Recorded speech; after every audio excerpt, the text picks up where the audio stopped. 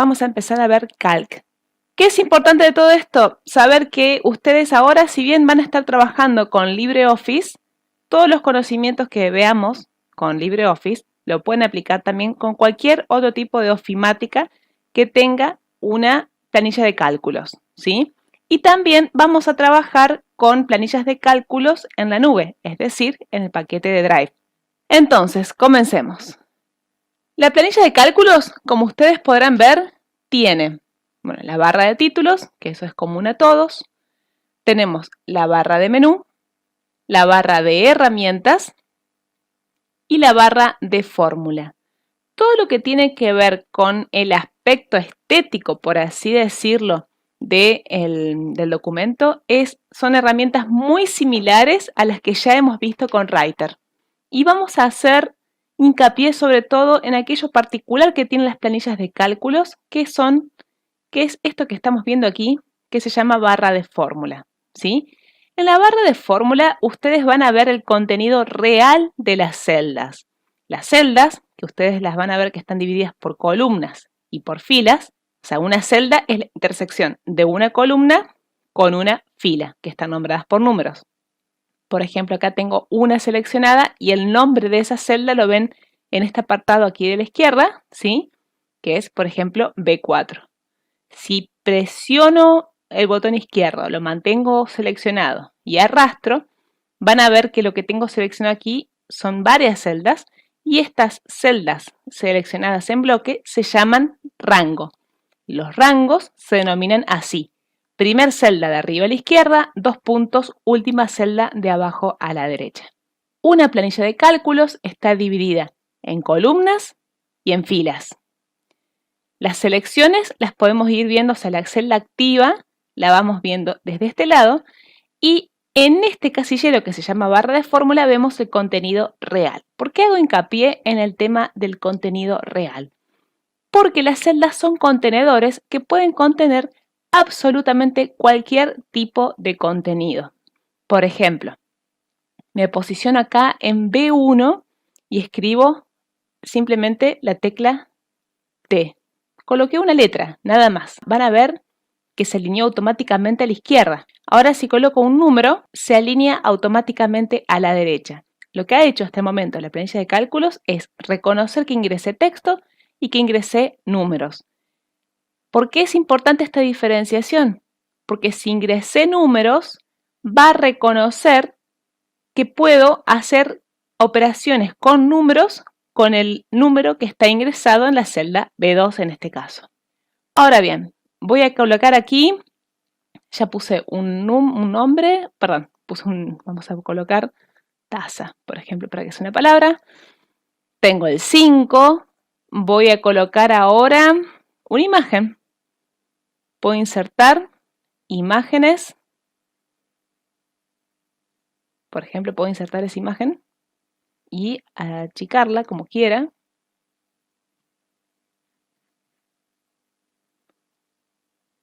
También pueden ir a las propiedades de imágenes o reemplazar la imagen por otra directamente.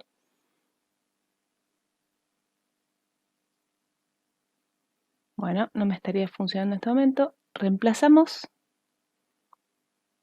Porque era una imagen de otra calidad. Supongamos que reemplazamos por esta imagen. Ahí estamos. ¿Y qué es lo que hace? Mantiene las mismas proporciones de la imagen anterior, simplemente que reemplaza el archivo. ¿Sí? Bueno, esto simplemente era para mostrarles esta posibilidad de poder reemplazar imágenes también las tienen dentro de Writer. ¿Sí? Bueno, a lo que iba era que una celda puede contener texto, puede contener número, puede contener imagen y también podemos contener algún tipo de fórmula. Por ejemplo, si coloco el símbolo igual y coloco el número 7, el operador más, y le pongo el 2, al dar Enter, me va a dar el resultado de esta suma. ¿Qué quiere decir esto? Que cuando colocamos el símbolo igual, automáticamente la celda pasa a convertirse en una calculadora, ¿sí? Eso quiere decir que con el símbolo igual, todo lo que venga a continuación en materia de números será tomada como una operación de cálculo, ¿sí? Siempre y cuando esté bien hecho, obviamente, si no nos va a dar error. Por ejemplo, si yo coloco igual 9 espacio menos 8, le doy Enter, fíjense que en este caso sí lo tomó, pero si coloco símbolo igual 9 más O, por ejemplo, me da la posibilidad de colocar una función. Pero si solamente dejo la O vamos a poner otra letra, una I, y le doy Enter, me da accesos directos a funciones. No me lo toma como algo válido, ¿sí? O sea, no puedo dejar una letra sumada a un número. Eso no se puede realizar, ¿sí? Entonces, vemos que podemos tener letras, números, podemos insertar imágenes, podemos efectuar operaciones, nos toma también si colocamos espaciados, dentro de las operaciones hechas manualmente. Ahora bien, ¿qué sucede si en esta otra celda que tengo aquí, lo que hago es apretar este botón que tengo aquí, que se llama seleccionar función, y elijo la opción suma? Automáticamente fíjense qué pasó. Me tomó todos los números que tenía en la parte superior, o sea, en el sector superior a donde estoy insertando la fórmula, ¿sí? Y me dice que me va a sumar los números comprendidos en ese rango. O sea que no me está sumando 5 más 9 más 1, como dicen las celdas B3 y B4, ¿sí? Lo que me está sumando es el rango entre B2 y B4. Si le damos Enter, me va a dar un número. Ahora bien, si yo vengo a esta celda y coloco 10, por ejemplo, automáticamente la celda que contiene la suma de estos rangos se actualizó, ¿sí? Eso quiere decir que las celdas, insisto, como dijimos al comienzo, son contenedores y los contenedores pueden contener cualquier cosa, como ya vimos también. ¿Y qué es lo importante de esto? Que genera la posibilidad de hacer tablas dinámicas. Y cuando hablamos de tablas dinámicas, hablamos de la relación que tiene, por ejemplo, esta celda con estas tres celdas que tengo aquí arriba, de forma tal de que la celda B5 siempre va a tener el resultado de suma de lo que contengan estas tres celdas de arriba. Y si por alguna cuestión estas celdas cambian, por ejemplo, aquí digo 7 más 2, no, en realidad vamos a poner un 23. Cambié el contenido, cambia también el contenido de la suma, ¿sí? Bueno, entonces, vemos que hay posibilidad de hacer funciones, texto, número, y también tomado los números de esta manera. Vamos a ver ahora otra propiedad que tienen. Vamos a agrandar esto, no sé por qué lo tengo tan chico. Ahí está. Ahora me imagino que lo están viendo muchísimo mejor, ¿sí? Entonces, vamos a ver otra propiedad que tienen las tablas, que es la de los... Perdón, vamos a ver otra propiedad que tienen las planillas de cálculo, que es la de las propiedades de número. Eso quiere decir el formato con el cual puedo colocar algún tipo de número. Vamos a ver. Tengo 7, 7, 7.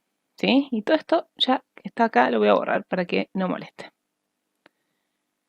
Tengo ingresado el mismo número varias veces. Ahora vamos a cambiarle el formato desde la propiedad número. Eso quiere decir que voy a seleccionar la celda, aplicar botón derecho del mouse e irme a la opción de formato de celdas, que es la última opción.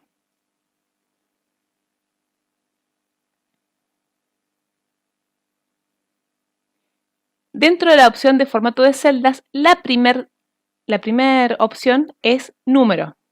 Y dentro de número tienen todas las categorías y pueden ir seleccionando otras categorías, como por ejemplo fecha, y dentro de fecha seleccionar un formato de fecha, donde por ejemplo aquí tienen distintos tipos de formatos, ¿sí? vamos a ir por la primera opción que es número y está en la función estándar. Aquí puedo seleccionar número, pero con 2 decimales. Y aquí abajo tenemos más opciones para agregarle este formato, que son, por ejemplo, agregar, si tengo números negativos que aparezcan en rojo, es decir, si voy a tener números negativos van a aparecer en rojo. Y acá la cantidad de espacios de decimales. Tengo en 2, pero puedo decir que quiero solamente un espacio en decimal para de los decimales. O sea que después de la coma tendría solamente un número contando los decimales. Voy a colocar OK.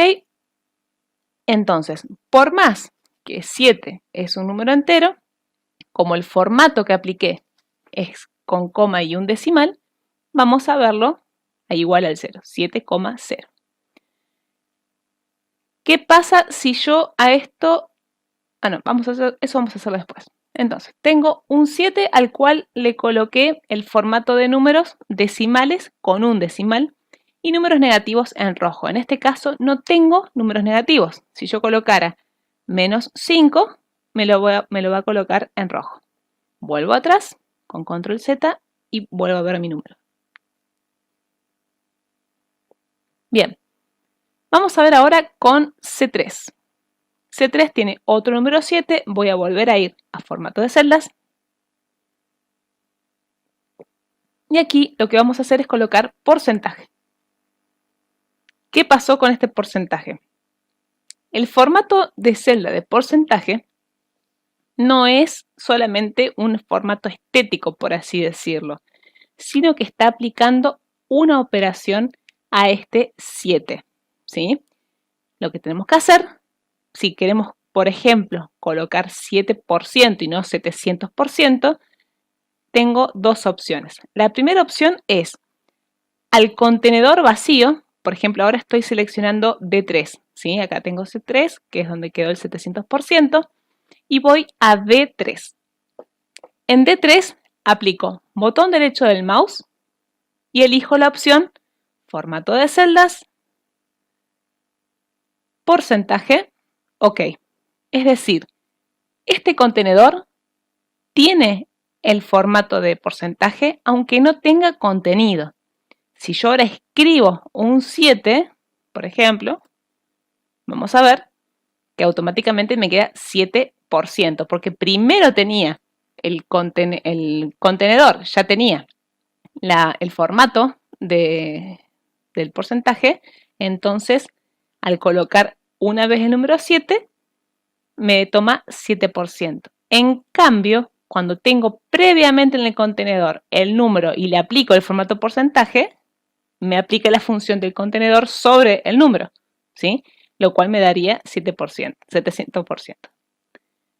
Otra opción de colocar automáticamente el formato porcentaje es en una celda vacía, vamos a ver, en formato de celdas, me figura el número estándar, ¿sí? Ese es el contenido de origen. Si coloco el número, por ejemplo, 7, nuevamente, y aplico con Shift y 5 en mi teclado, capaz que en ustedes cambia el carácter de porcentaje, al darle Enter, automáticamente, si yo ahora coloco botón derecho, formato de celdas, vamos a ver que automáticamente me modifica el formato del contenedor a porcentaje, ¿sí? ¿Por qué insisto tanto en esto? Porque tienen que tener totalmente en cuenta esta posibilidad que tiene el formato de celdas de que un 7% no es lo mismo que un 700%. Entonces, si quieren colocar números inferiores a 100 en formato porcentaje, lo que tienen que hacer es o bien escriben el símbolo porcentaje antes de terminar de ingresar el contenido de la celda, o bien ingresan el formato al contenedor y luego ingresan el número, ¿sí? Otro tipo de formato que tenemos para las celdas es, vamos aquí a formato de celdas, es colocar moneda. Dentro de moneda, dentro de los formatos de monedas, podemos elegir entre distintos símbolos de moneda y aquí entre distintas formas de distribución, por ejemplo, con números de miles y sin decimales, número de miles y sin decimales, con decimales y sin decimales, ¿sí? Y en el caso, por ejemplo, de los pesos argentinos, solamente con el símbolo pesos o con las siglas ARS al final. Voy a colocar, por ejemplo, esta, la primera, y voy a darle OK. ¿sí? Si en esta celda que tengo formato estándar, aplico signo pesos 5 y le doy Enter, sucede lo mismo que con los porcentajes, ¿sí? Me cambia automáticamente el formato de la celda. Ahora, ¿con qué tenemos que tener cuidado? Con los puntos y con las comas. ¿Por qué? Vamos a ver.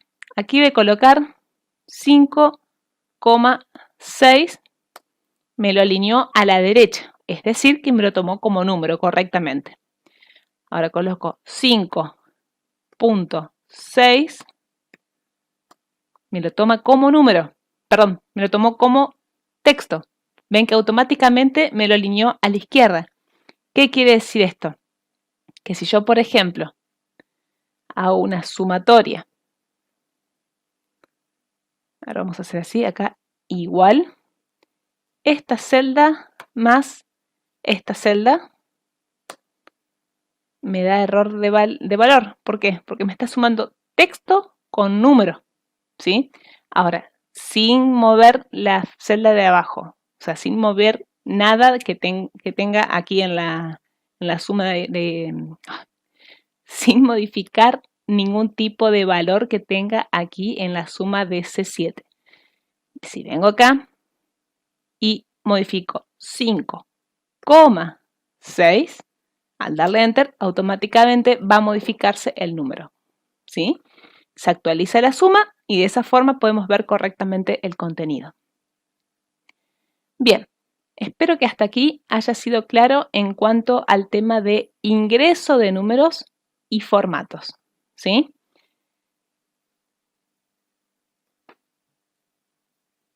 Ahora bien, vamos a ver otras propiedades que tiene Calc, que es la de autocompletado. Por ejemplo, si escribo acá en A1 la palabra lunes, al seleccionar esta celda van a ver que tienen un cuadradito negro en la parte inferior derecha. Si extiendo hacia abajo, me toma la serie ordenada.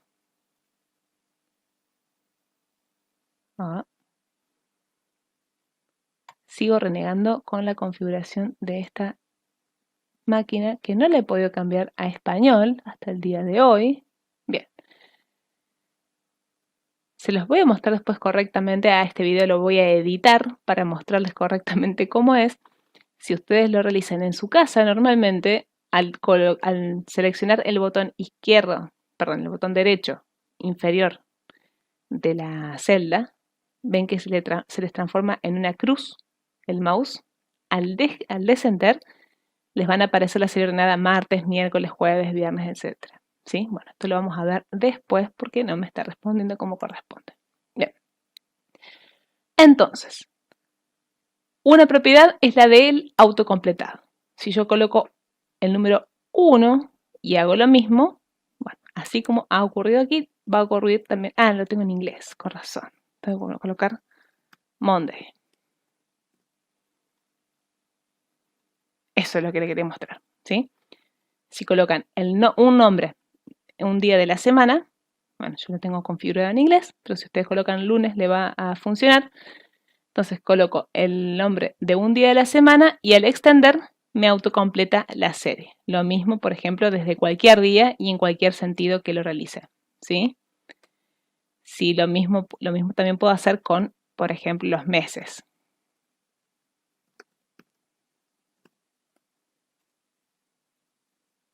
Bien. Y en el caso de que tenga texto y número, por ejemplo, departamento 1, y yo quiero continuar la serie, lo que es texto me lo va a mantener y lo que es número lo va a aumentar. Otra posibilidad que tengo es la de hacer intervalos. Por ejemplo, si coloco 5 y coloco 10, al seleccionar estas dos celdas y extender, me va a tomar intervalos de 5 en 5. ¿Sí? Entonces, de esta manera, cuando ustedes tienen series que pueden autocompletar, pueden tener en cuenta esta propiedad para no estar escribiendo a mano cada uno de los ingresos de cada ingreso de datos. Bien, ¿qué más vamos a hacer ahora? Lo ideal en una clase presencial es que ustedes ahora hacían las prácticas solos y en base a hacer las prácticas solos, íbamos viendo cómo iban progresando y qué dudas tenían. Ahora voy a hacer la actividad yo, pero ustedes tienen que hacerlas en su casa. Insisto, estas actividades no son obligatorias. Ven que dicen actividades no obligatorias. No son obligatorias, pero es interesante que ustedes las realicen porque les va a generar muchísima mayor seguridad con los temas. Y aparte es mejor que vayan viendo una por una estas actividades y después las vayamos, vayamos viendo cuáles son las dudas que van teniendo. Acá tengo que responder estas 10 preguntas. Así luego después generamos un práctico mucho más fácil. Vamos a ver.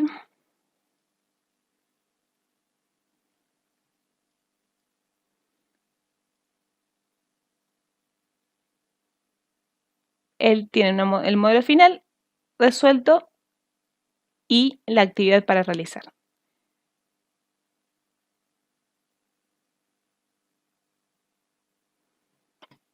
La actividad resuelta les queda algo así, ¿sí? Vamos a ir ahora a esta actividad. Dice, autocompletar la celda C1 con la extensión del contenido de la celda B1, ¿sí? O sea que tengo que seleccionar B1 y extiendo hacia C1.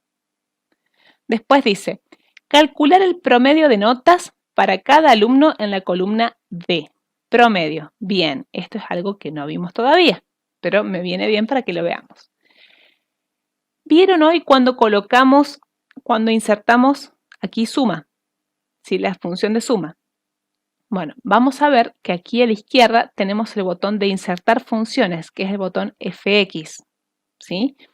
Ustedes van al botón FX y aquí en buscar función, buscan con que escriban, por ejemplo, PR, van a aparecerle automáticamente las funciones de producto, promedio. Como lamentablemente lo tengo en inglés, voy a poner average. Y no importa que estén en inglés o que estén en español, puede ser que si en el Drive lo tengan en inglés, así que no está tan mal que vean estas opciones. Total, cualquier cosa buscan el traductor. Si tienen algún software en inglés, lo importante que ustedes tienen que saber es que acá están las funciones, que en base a la función que tienen, la tienen que buscar en el orden alfabético o colocando algunas letras. Y aquí van a tener esta estructura siempre, donde tenemos el nombre de la función, o sea, automáticamente se abre el símbolo igual que indica que va a ocurrir un cálculo a continuación. El nombre de la función y se abre en paréntesis. Dentro, cada argumento o cada número, que pueden ser en realidad no solamente un número, sino una cadena de números u otra función, va a estar separado por puntos y comas, ¿sí?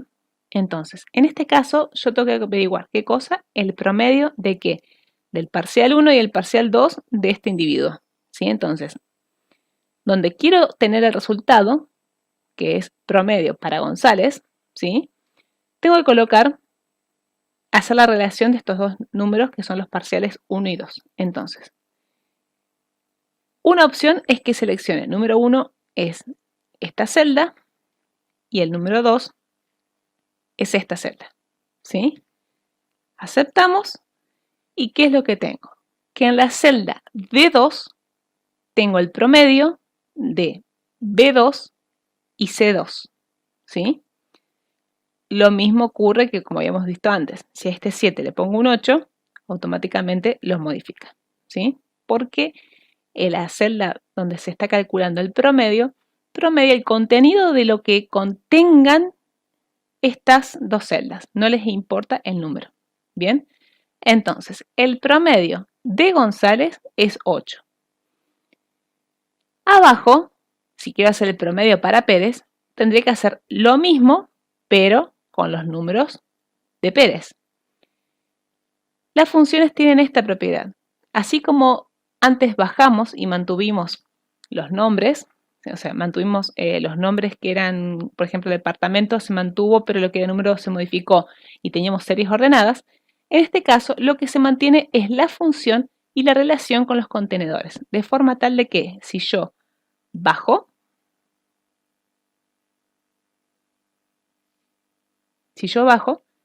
se actualizaron los promedios de los contenedores que tengo inmediatamente a la izquierda. Por ejemplo, aquí tengo el promedio de B2 y C2. Aquí tengo el promedio de B3 y C3, etcétera, etcétera. Entonces, ¿qué es lo importante de esto? Lo importante de esto es que ustedes siempre realicen correctamente en una función, no importa que tenga 2 o 200 resultados. Siempre tienen que ver para el primer valor de una tabla cómo se relacionan los datos que yo quiero hallar. Por ejemplo, aquí es promedio de esta celda y de esta otra. O sea que la función colocada en D2 implica los contenidos de B2 y de C2. ¿Sí? Si esto está bien armado, puedo extenderlo hacia abajo. Fíjense un detalle que podemos observar. En el caso de Gómez, Gómez se sacó un 7 en el segundo parcial y no rindió el parcial 1 y tiene un 7 promedio. Esto es un error de ingreso de datos. Gómez en el parcial 1 debería tener 0. ¿Sí? Entonces el promedio real sería 3,5 porque no vino al parcial 1 o directamente, bueno, dependiendo, no esté aprobado. Lo mismo aquí, debería ir un 0. ¿Sí? No podríamos dejar vacía esta tabla. ¿Sí? Eso para que se cuente realmente. Por el momento vamos a sacar estos ceros porque los necesitamos esos espacios vacíos para otra cuenta que realizaremos después. Pero bueno, ya ven cómo funciona. Después dice, completar la columna G, que es acá, completar la columna G con los cálculos que se piden en la columna F, ¿sí? O sea, acá. O sea, esta columna tenemos que completarla con estos valores. Empleando las funciones máximo, mínimo, contar blanco, contar sí y buscar. Muy bien. Fíjense lo siguiente. Como aquí como en G4 no tengo ningún valor, el contenido de la celda F se extiende hacia la celda G. Eso se llama que las celdas son solidarias. Si no tengo contenido, se expande el contenido. Ahora, si yo colocara, por ejemplo, 2 aquí, automáticamente se corta en el límite de la columna y podemos ver con ese símbolo rojo que el contenido de texto es mayor que el tamaño de la celda. ¿Sí? Entonces, una cosa que podemos hacer es venirnos aquí al límite entre F y G y extenderlo hacia la derecha para ver más cómodamente el contenido de la columna F. ¿Sí? Vamos a ver ahora, dice, máximo, mínimo, contar blanco y contar sí. Dice, nota del máximo promedio. En esta columna D tengo todos los promedios y necesito saber cuál es el número más alto. Para eso tengo esta función que se llama máximo, que es la que vemos ahí. Venimos a la celda G4, apretamos el botón FX y vamos a buscar, que en inglés creo que es igual, max, sí, max es igual. Bien, voy al siguiente y hoy para hacer el promedio lo que hicimos fue colocar el número 1, el número 1, el número 2, el número 2. Cuando estamos trabajando con rangos, con propiedades que se aplican a rangos, por ejemplo, yo puedo sumar un rango, como vimos en la primera parte, también puedo hacer este cálculo del máximo con el rango de todos los promedios. Entonces, me posiciono en número 1 y selecciono todo el rango de los promedios de la columna D. D2, D16 y coloco OK. Aquí podemos ver que Sánchez es quien tiene la nota más alta, lo cual es correcto, ¿sí? Bien, vamos a la nota máxima del parcial 1. Exactamente lo mismo, pero con las notas del parcial 1. Max, siguiente, selecciono todo el parcial 1, ¿ok? Y el 9 es la nota más alta.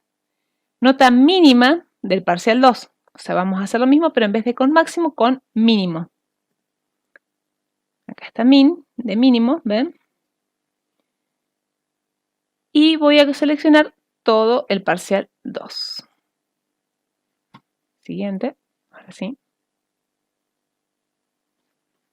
Ok. Cantidad de ausentes al parcial 1. Eso quiere decir que voy a necesitar contar los espacios vacíos, que sería contar blanco. Y en inglés, count. Vamos a buscar count blank. ¿Sí? Siguiente. Voy a colocar todo aquí. Tengo 2 ausentes al parcial 1. Y acá vamos a hacer lo mismo con el parcial 2. La función en castellano es contar blanco.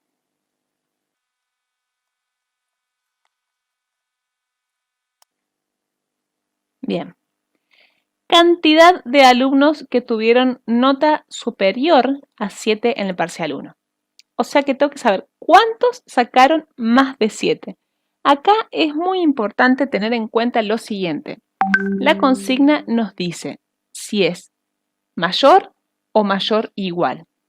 Eso quiere decir, en este caso me dice superiores, o sea que los que tengan 7 no van a ser contados. Van a ser contados los que tengan de 7 hacia arriba, ¿sí? Para eso vengo al botón FX, sería contar si.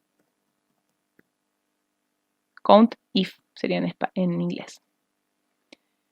El rango va a ser, en este caso, todas las notas del parcial 1.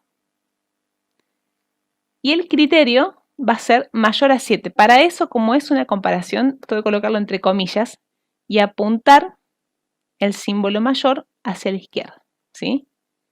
Mayor a 7. ¿Ok? Y acá me dice que son 2, ¿sí? Cantidad de alumnos que obtuvieron superior a 7 en el parcial 2. Como ya hicimos toda esta función y es exactamente lo mismo, lo que puedo hacer es venir acá a la barra de fórmulas y copiarla, ¿sí? Vengo abajo y la pego. ¿Y cuáles serían los valores que cambiarían? Que en vez de ser rango B2, B16, sería C2, C16, y de esa forma ya tengo calculada las notas mayores a 7, pero de la columna D. Ahora viene la parte un poquito más compleja, donde dice apellido del mejor promedio. El apellido del mejor promedio, ¿qué tenemos que hacer? En la celda G4 ya calculamos cuál es la nota del máximo promedio. Pero lo que quiero saber ahora es a quién le corresponde esa nota del máximo promedio. Para eso vamos a hacer una función, vamos a aplicar una función que se llama find o buscar. ¿Sí? Esta función se compone de 3 argumentos. El primero es qué se busca, el segundo va a ser dónde lo vamos a buscar y el tercero va a ser cuando lo encontremos qué vamos a devolver. Una base de datos está ordenada por campos y registros. En este caso, de esta tabla, los campos son alumnos, parcial 1, parcial 2 y promedio. Y los registros son las respuestas a cada uno de esos campos. Por ejemplo, González, parcial 7, 7 en el parcial 1, 9 en el parcial 2, promedio 8. ¿Sí? Ese es el registro de González, ¿sí? El registro 1, digamos. Ahora bien, ¿qué es lo que vamos a encontrar, a buscar? Vamos a buscar el 9,5, que en realidad es el contenido de la celda G4. O sea, la celda G4 contiene el 9,5 que sabemos nosotros que es el máximo promedio. ¿Dónde lo vamos a buscar? Lo vamos a buscar donde están todos los promedios, que es el único lugar donde lo puede comparar, ¿sí? Y cuando encuentre el contenido de G4 dentro de toda la columna D, ¿qué me va a dar como resultado? Los apellidos. Bueno, no me está dando resultado, así que ya les voy a editar esta parte y lo van a ver correctamente. Lo que ustedes realizan es una búsqueda de esa celda dentro de todos los promedios y cuando lo obtienen les da como resultado el apellido al que le corresponde. O sea que hace un match entre los datos de esa celda. O sea, una vez que encuentra el 9,5, que era el valor que estábamos buscando, continúa el renglón y llega hasta el apellido. ¿Sí? Bien. Ajustar texto de las celdas y dar formato a las celdas siguiendo el modelo de actividad 1 resuelto. Cambiar el nombre de la hoja a gastos de departamento. Para cambiar la hoja 1, ¿sí? Acá dice hoja 1, hacemos doble clic y ponemos gastos departamento. Le damos OK. ¿Ven? Bien, ¿qué más teníamos? Bueno, cambiar las hojas 2 a alumnos y acceder al formato página y personalizar el encabezado y pie de página como el modelo final. El modelo final, que podemos observar aquí, ven que dice nombre y apellido, práctica inicial, y tenemos los campos fecha y hora, ¿sí? Entonces, si queremos modificar esto, lo que tenemos que hacer es venirnos a formato. Dentro de formato vamos a página y dentro de página vamos a header o a cabecera y vamos a editar. De esta forma tenemos el área izquierda, el área central y el área derecha. Por ejemplo, en el área izquierda podemos colocar el nombre de la hoja. En el área central podemos ingresar el campo página. Y en el área derecha, por ejemplo, podemos colocar la fecha, darle un espacio y colocar la hora. Ponemos OK, OK, y no lo vamos a ver de esta manera, sino que para poder visualizarlo vamos a tener que ir a Archivo e ir a las opciones de impresión. Pues estaba en la hoja 2, por eso no podía verlo. El modo de visualización de impresión se ve solamente en la hoja 1. Vamos a Archivo, Selección de impresión, y ahora sí podemos ver cómo estaría viéndose dentro de, o sea, al momento de imprimir la hoja, ¿sí? Muy bien, gente, esto sería el tema de hoy. Lo interesante sería, si bien no es obligatoria la actividad, que ustedes la realicen y cualquier duda que vayan teniendo la vamos viendo.